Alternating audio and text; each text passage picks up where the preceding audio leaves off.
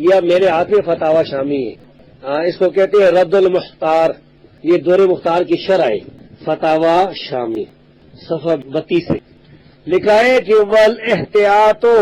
احتیاط یہ ہے ان یجدد الجاہل ایمانہ کل یوم، جاہل آدمی روزانہ اپنا ایمان جو تازہ کرے، روزانہ ایک دفعہ کلمہ پڑھ کے مسلمان ہو، روزانہ ایک دفعہ کلمہ پڑھ کے مسلمان ہو، روزانہ ایک دفعہ کلمہ پڑھ کے مسلمان ہو۔ یعنی دیوبندیوں بریلی جتنے جاہل ہیں سارے جاہل اس وقت، اور خود مانتے ہیں کہ وہ جاہل ہیں، تو ان سب جاہلوں کو چاہیے کہ روزانہ ایک دفعہ کلمہ پڑھے، کلمہ پڑھ کے مسلمان ہو۔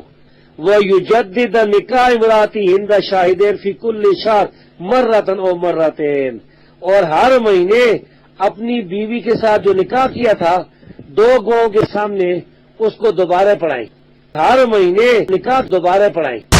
ہر مہینے نکاح دوبارہ پڑھائیں،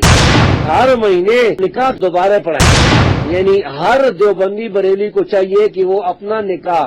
اپنی بیوی کو بھی لے کے جائے، خود بھی جائے، مولوی کے پاس پہنچے،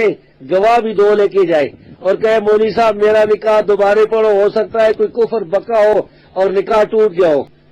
یہ اگر مسئلہ مولوی ان کی دیوبندیوں بریلی کے مولوی اپنے عوام کو بتائیں تو مار مار کے لوگ انہیں تختہ بنا دیں،